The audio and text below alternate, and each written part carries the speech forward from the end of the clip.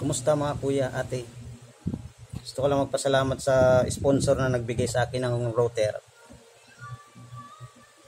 Kasi dito sa taas, sa may kwarto namin, hindi abot ang signal ng wifi.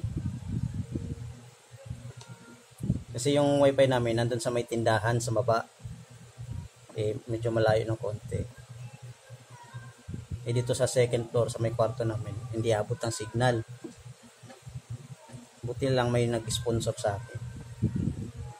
Pinadalhan ako ng router para magkaroon ako ng wifi dito sa loob ng kwarto.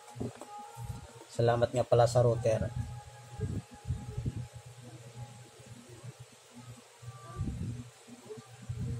May wifi na ako sa kwarto. Pwede na ako mag-video dito sa loob ng kwarto.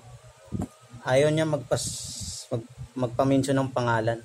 Tawagin na lang natin siya ng Kuya Angel.